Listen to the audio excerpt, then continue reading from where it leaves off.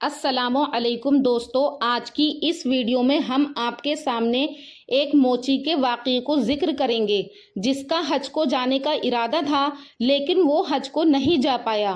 موچی کے یہ واقعے کا ذکر عام طور پر اسلامی وعظ و نصیحت، خطبات یا اصلاحی کہانیوں میں کیا جاتا ہے۔ یہ واقعہ مکمل طور پر تاریخی نہیں بلکہ اخلاقی تعلیمات پر مبنی ایک حکایت ہے جو اللہ تبارک و تعالیٰ کی محبت، اخلاص اور نیت کی اہمیت کو اجاگر کرتی ہے۔ یہ واقعہ کئی مختلف انداز میں بیان کیا جاتا ہے۔ آئیے چلتے ہیں واقعے کی طرف۔ امام عبداللہ ابن مبارک رحمۃ اللہ علیہ تابعی بزرگ، عظیم محدث، فقیہ اور زاہد تھے۔ وہ نہایت عبادت گزار اور صاحب تقوی شخصیت کے مالک تھے۔ ایک سال آپ حج کے لیے روانہ ہوئے۔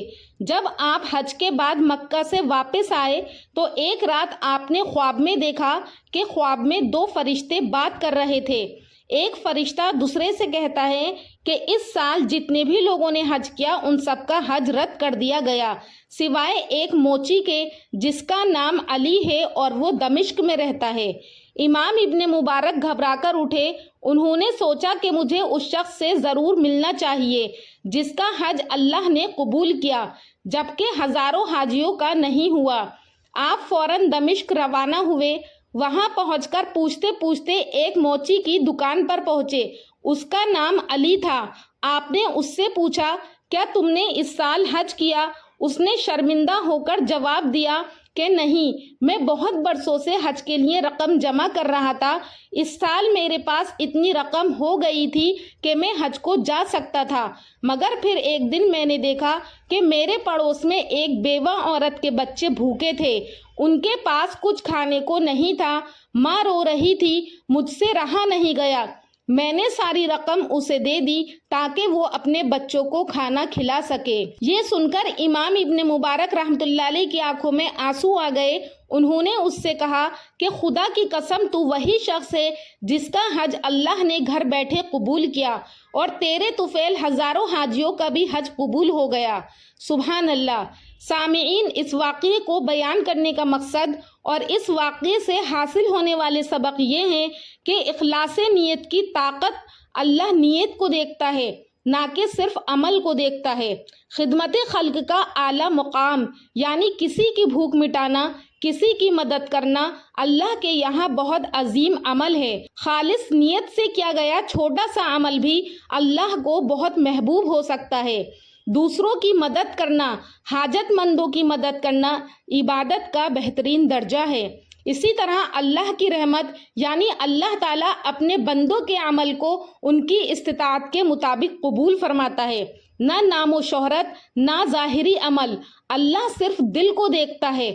حج جیسے عظیم فریضے پر ایک ضرورت مند کی مدد کو ترجیح دینا قربانی کی اعلیٰ مثال ہے۔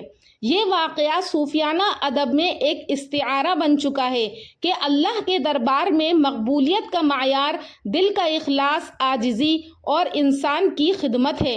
یہ واقعہ ہمیں یاد دلاتا ہے کہ دین میں اخلاص، خلوص، نیت اور دوسروں کی خدمت کا مقام بہت بلند ہے۔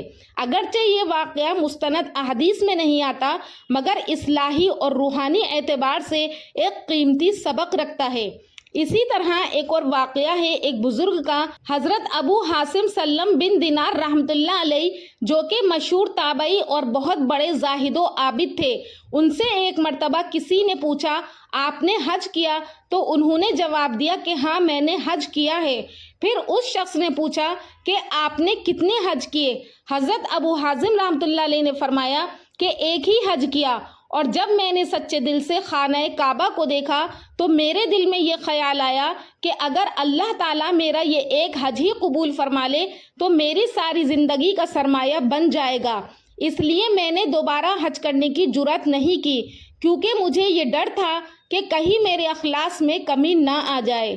سامعین، یہ واقعہ بھی ہمیں یہ سکھاتا ہے کہ عبادت میں اصل چیز اخلاص ہے نہ کہ کثرت۔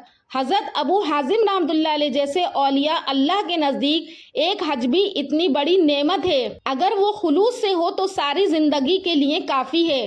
دوستوں امید کرتی ہوں کہ آپ کو ہمارا آج کا ویڈیو پسند آیا ہوگا اور اللہ تبارک و تعالیٰ سے دعا ہے کہ اللہ پاک جو لوگ حج کرنے کے لیے گئے ہوئے ہیں ان سب کے حج کو قبول فرمائے اور اگلے سال اللہ تبارک و تعالیٰ ہم سب کو بھی حج کی سعادت سے نصیب فرمائے تاکہ ہم بھی خلوص نیت کے ساتھ اللہ تبارک و تعالیٰ کی رضا کو حاصل کرنے کے لیے حج کر سکیں۔ انشاءاللہ پھر ملاقات کروں گی اگلی ویڈیو میں ایک اچھے ٹاپک کے ساتھ، تب تک کے لیے اللہ حافظ۔